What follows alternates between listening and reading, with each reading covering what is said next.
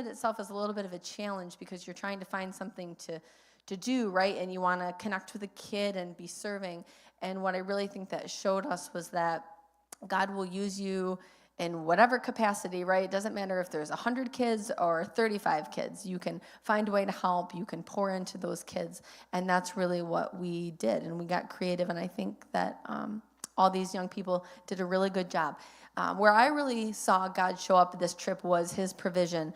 And we had a lot of things come up on this trip. We had sickness. We had sinus infection, we had pink eye, we had strep throat, we had a stomach bug, then we had a dead battery, we had a flat tire on the way home, like you pick it, like we saw it, I feel like.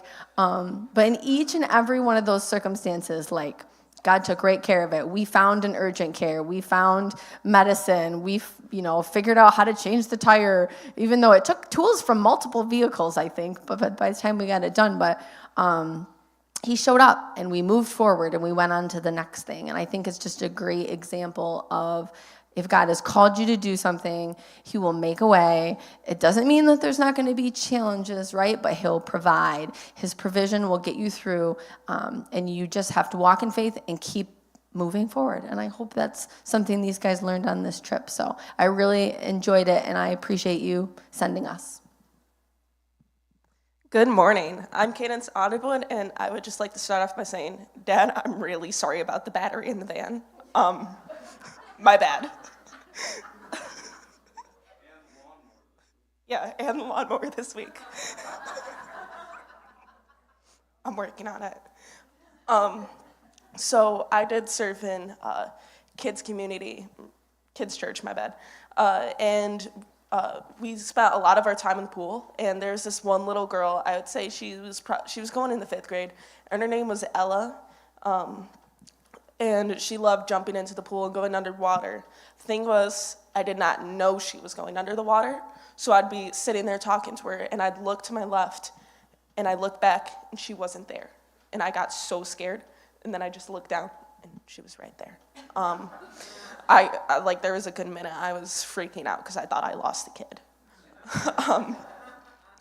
One way I saw God work was pushing me to see the small things, that every act of faith does not need to be this huge surrendering to God or this huge proclamation, but it's the smallest things that matter, whether it's jumping in a pool, even if you don't want to get your hair chlorinated for the 3rd or 4th time this week.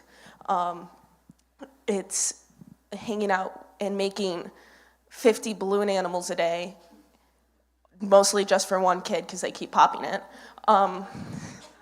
It's those small little acts of giving kids hugs or just doing what they want to do.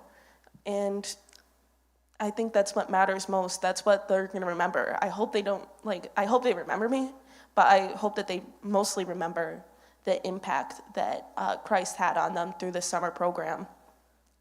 And another thing that really struck me is how much these kids wanted to talk about Jesus. They would ask me if I was saved and if they could tell me the story of salvation. And they asked me about some of the miracles that Christ performed, and I did not tell them about him walking on water because I did not want to have to run into that issue and explain to the Big Creekers that we had kids trying to walk on water. But yeah, I really appreciate all the financial aid and all the prayers we received this week, and thank you so much. Good morning. I'm Bella McLaughlin, and I went on the trip. I was in the children's group, and we went to the site. It was basically like a big pavilion, and the kids would play under there, but then we also had the pool. So many people, including me in the past, would hear missions trip, and I wouldn't really be able to picture anything. If you haven't gone on a missions trip, it's I don't understand. But I feel like every mission trip is very different, because I've heard from other people, and I'm I think every experience is different. But ours was very unique. I mean, you obviously heard Megan. We had a lot of troubles, but we also had fun encounters with the kids and with the people we worked with and talked with, and even our own team with our own inside jokes and stuff like that. But we saw Jesus work in these sites, but we also saw Jesus back at the Big Creek site and within our own youth group. Our time spent together at Big Creek and on the car rides in between and there and back were very impactful, as well as serving with the people we were seeing. And our time together with the people we met at Big Creek was very filled with just a lot of happiness and a lot of laughing and, like I said, inside jokes and stuff like that. But we carried that joy and that happiness to our sites. And even though it was hot, and even though we didn't go to bed when we were supposed to go to bed, even though we knew how early we were going to have to wake up, we were still able to push through, because the last rule at Big Creek is to get over yourself and to focus on what we're really there for. And so we really pushed through and carried that, just the love of Jesus and the joy that we had to the kids that we were serving and the other groups as well. The most impactful thing for me were the little things. Most people, I feel, would go to a missions trip and they'd look for something big. But I've noticed that even the small things are really big. And the biggest thing for me that I focused on when I was at the children's site was little encouragement. So we'd play Foursquare and other little games with the kids, and they loved it. And they're very, they like to tease each other, and if you get out, then man, you got out. That's unfortunate, which it is, but they would really tell each other how significant it is that you stink at this game. But so there wasn't a lot of encouragement. And so what I really focused on was trying to encourage the kids. I played Foursquare a lot with the kids. And what I really enjoyed doing was, if they would get out, and be good job. You did a good job, and you're going to do better next time. And it may seem like an everyday thing, people should be that encouraging to people every single day. But it's really not a normal thing there, because they just, little by little, sometimes they tear each other down, and they don't realize, how big it is to be encouraging. And so there was this one main little boy that I played Foursquare with a lot. And I remember one time he got out, and I looked at him and I said, "You did a good job, and you're going to do better next time." And he was kind of frowning from getting out. And as soon as I said that, he smiled, and he just held up a thumbs up and just smiled at me. And that was just the biggest thing to me, because it was such an easy thing to be able to say good job. But it was a big thing for him, because nobody shows him that love. And who knows, he might not get that love at home either. So that was a really big thing for me, was to be able to do the little things, give little encouragements, and it made their day. And it showed how easy it is to show Jesus to other people. And that impacted me, because it was like a cycle. I showed Jesus in the little ways with encouragement, and then their smile, their happiness of just being encouraged for 1 second of the day showed Jesus back to me. And I was able to experience that every day. So that was super big for me. I saw Jesus that week in the little things. And I just want to say thank you for all the prayers and donations and just everything, because obviously we had struggles along the way and stuff like that. So the prayers meant a lot, and just having us on your minds, that was just very helpful to us. Thank you. Good morning.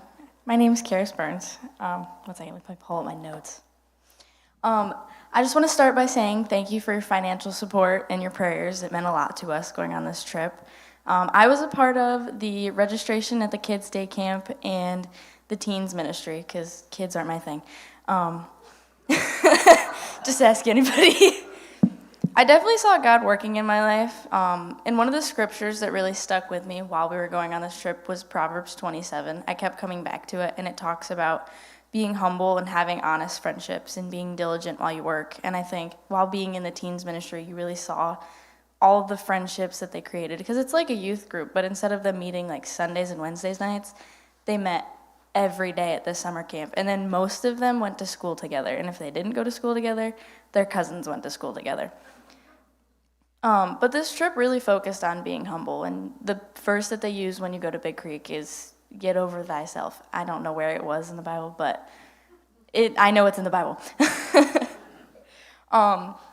Yeah, it was really about being humble and getting over yourself, because not everything is going to work out the way that you really wanted it to. And it sucks, but it is what it is. And when you're serving God, you have to realize that you're serving God, not yourself.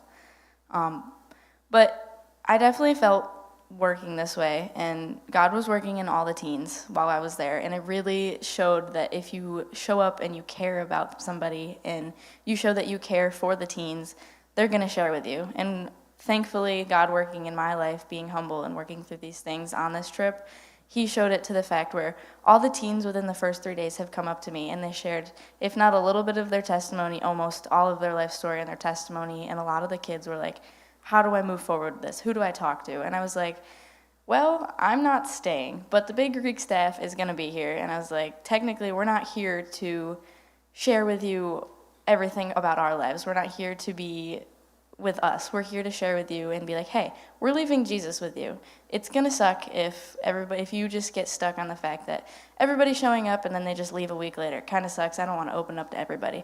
And I kind of made it clear. I was like, I'm not here for you to get to know me. You might not learn anything about me while I'm here, but I'm going to share Jesus with you, because when I leave, Jesus is going to stay. So that was one of the biggest things that stuck with me on this trip. Other than that, I loved watching the team around me, and I think that it was really encouraging seeing that I have a team going with us from our church, because not only when we had a hard time there, we could come back and talk with the people who not only have we've grown up with in our church, but able to have that connection, because seeing the connection in that youth group, in that day camp in the teens, and being able to come back into it and be like, I'm so grateful I have that with my church, it's definitely a big encouragement in being able to share, so you can kind of relate back and forth with them. But again, thank you for your support.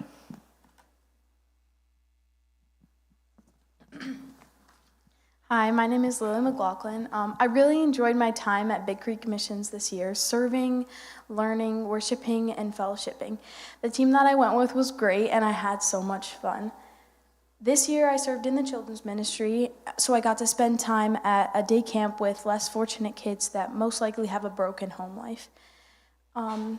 Even though that their life at home and their parents and their other relationships might not be as good, it's truly amazing to see the joy on the kids' faces throughout the day, whether it's from friends, food, the games they play, or even the leaders around them. The kids were so fun to watch, and it was great to experience and learn about what and who real love is. Even when we weren't at the day camp, God was still moving. Through worship services, group devotions, spending time with friends, and making amazing new friends. Being around other teenagers that also want to serve and have a real relationship with Jesus is so fulfilling and gives me hope to continue living for him. There were so many laughs, and it was such a great opportunity for me to show God's love to others, just like he loves me. Thank you so much for your prayers and your financial support, because we really couldn't have done it without you.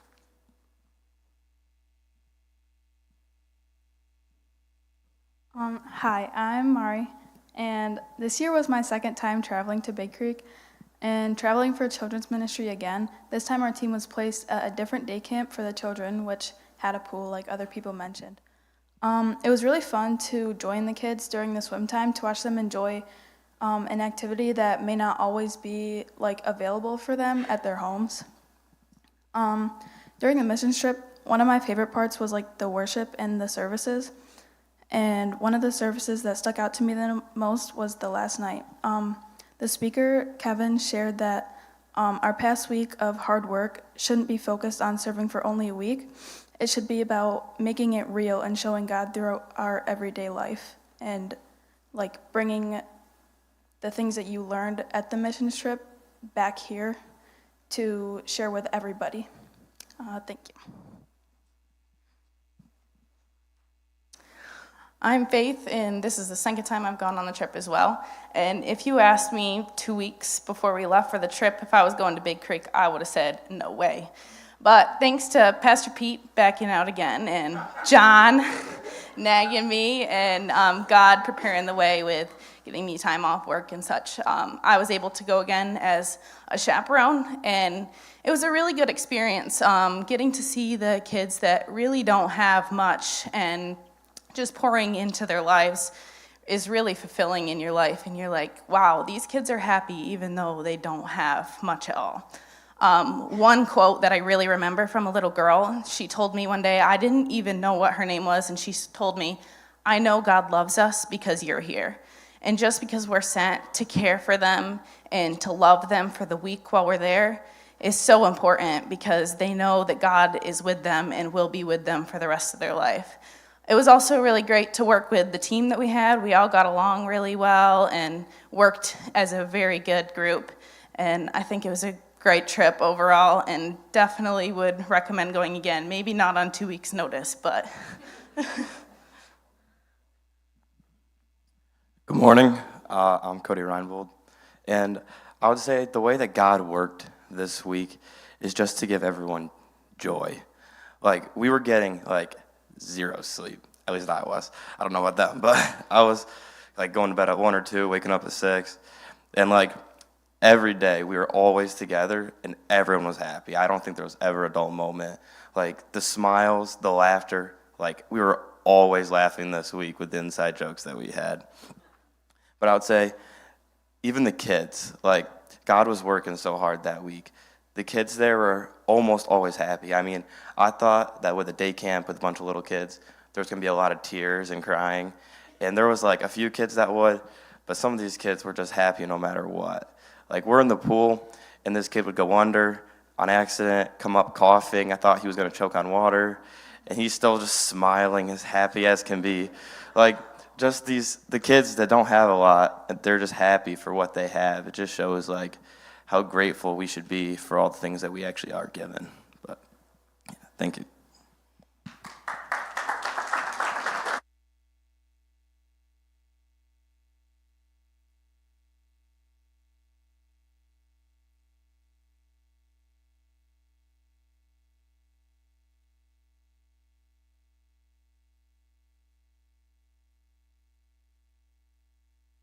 Is this up here?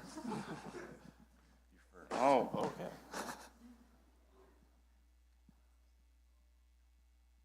Hi, I'm Gary Audenwood. First off, this was my first time ever going to camp because I grew up like these kids, so thank you, everybody. Camp is amazing. And the one prayer that I had for the trip, which was AC, where I was sleeping, was answered, so that was awesome. But I had a great time. I got to help out a lot of people that I grew up in the situation that they were in. So that was really nice, and it would have been nice to have that kind of blessing when I was younger. But it was nice to hand that blessing off to somebody else. And I was really apprehensive with going with John Stilson, believe it or not. Terrified. But no, I had a great time, and I really found a new brother in Christ and a good friend.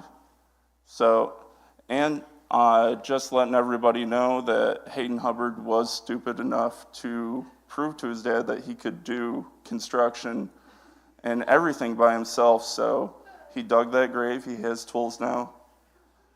And who's next? Hi, my name is Liv McLaughlin. This is my second time going and serving on the construction team at Big Creek. I want to thank you for all of your prayers and support, and I had a great time, but more importantly, I I think we helped a lot of people. Hi, I'm Hayden Hubbard. I'll keep this short because I know you guys want to go to fellowship. So I did construction. I was also part of the flat tire crew, so come to me after if you want to see pictures of that. Also part of the sickness crew. I had a sinus infection and pink eye like the second day. So I saw God work in multiple different ways. Personally on construction, I saw how God could really use us to help other people. And he really kept us motivated throughout the day, especially, working in Kentucky, all that hot humidity. And even Gary being able to come on the trip, and John. Gary had all those sweet carpentry skills, and John, he came on short notice and really helped lead our team. He was a big part of that. I want to thank everybody in the congregation for your prayers and your donations. I want to thank, the pastoral staff and the board for just making it possible to go on this mission trip. So thanks.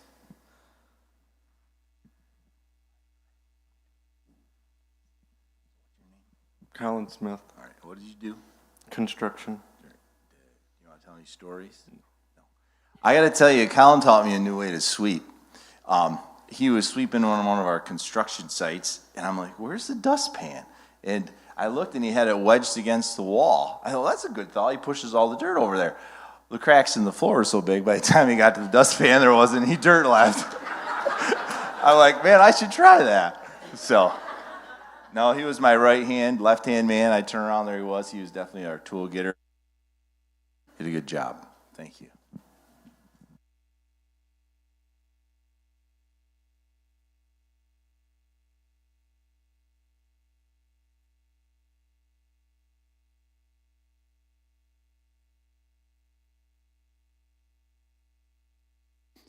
All right, so I have to, like they did 2 years ago when I got to speak really quickly, but that's okay.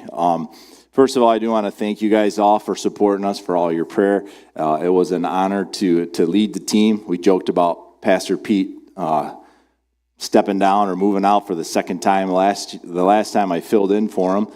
This time I was him, to the leader, and so it was fun and it was very enjoyable. I worked with construction. Believe it or not, the first day you sent your teen groups. The name of the road was Hell for Certain on the way to Devil's Jump. I thought, wow, we're doing good already. And the ramp that we built worked out really well, and it was really nice. Also.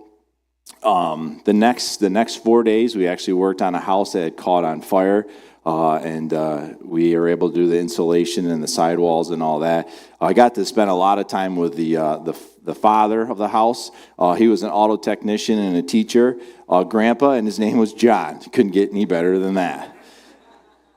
So that was nice. Also, the one picture, if you notice in the slide, there was a picture of a window. Now, all of your money actually helped support us, but also helped support the supplies. You actually bought that window and 2 other windows that we didn't get to install, but will be installed. So, as I didn't mention, but each night we had chapel and each morning, and it was really neat because the guy was really focusing on challenging us more about ourselves and internal. He spent the whole week on the book of 1 John, and he says, yes, I can get a whole week's worth of sermons out of 1 John. And Megan looked at me and she goes, he ain't got nothing on our pastor.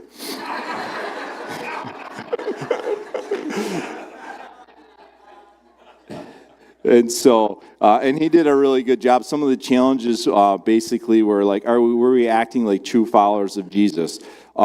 Are we truly worshiping him? That was probably his first message on Sunday night that kind of struck us all. He says, you are not here to serve the people of Kentucky, all right? You are here to serve God. And remember that the whole time that you were there. Was there any darkness inside us? Was there something that we really needed to clean out in our lives? And there was one message that really convicted me, and it made me think about it. And actually, it wasn't what he was trying to say, but what he was talking about. And I'm only going to share one part of it. And I kind of labeled it myself, have you become a comfortable, dried up sponge?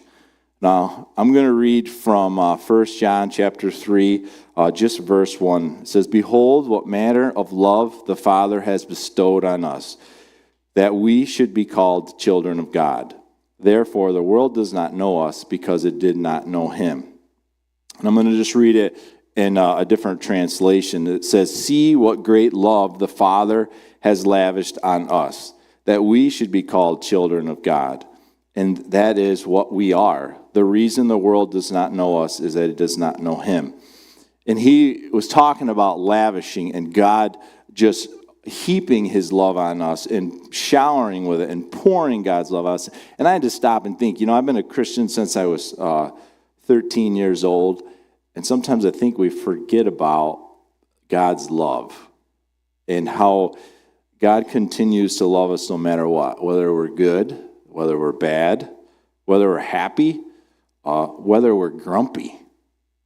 And that's when I started thinking about it more. And he had this nice illustration that, as followers of Jesus Christ, we're kind of like a sponge.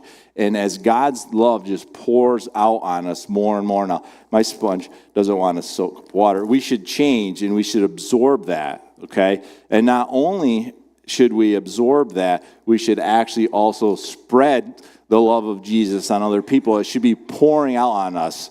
And that's what he did, but he was a lot closer. And the fact was, as I sat there and I looked at that, I'm like, God's love is always pouring on us. Some of you guys have been Christians longer than I have been alive. And I'm like, so why do older Christians struggle with being grumpy? And I'm thinking, why is this? And I thought, is it because as God's love is pouring out on us, we're kind of like turning our sponge over, that we're blocking it. And that, let me follow my notes here. I was just sat there thinking about that. And I thought, is the reason because of distractions? Is it our plans, our projects, our pleasures? We just get comfortable. We get stuck in a rut. And, and it's true in my own life. So what I want you to do is look in your life, remembering that God, he loves you. And no matter what, he's always pouring out that love into us. Is the love of God, is it flowing out of you? Does somebody want to be like you? Can they feel Jesus when you're around them? And if you are that grumpy Christian, I must say on Tuesday when I was there, I didn't want to be there anymore. I want to come home. It was hot. It was dirty. I had other things that I wanted to do. I even joked, why did, I told Pastor Pete, I said, apparently God doesn't want you in Kentucky because you ducked out twice. And I think it was Thursday, God said, no, John, I want you here. And I think that was one of the main things. And I encourage you guys as teens, you got to see God work. You got to feel his touch. You got to see all that sort of stuff. Don't let it fade away. Remember that. You get on a high in a missions trip and it's easy to kind of forget about it. Okay, forget about all that, but don't forget about that. Continue to let the love of Jesus pour into you and spread it out, and don't let other things distract you. So, all right, let's pray, and then you'll be out of here. Lord, I just thank you for this opportunity to speak, to remember that you love us, that you pour your love on us no matter what, God. And Lord, forgive us where we've kind of turned our hand to block the flow or try to block the flow. And Lord, may we just seek our own hearts and make right our wrong. And God, I just ask a blessing on everybody that's here and all that they do today, and may the love of Jesus flow out of them. In your name, amen.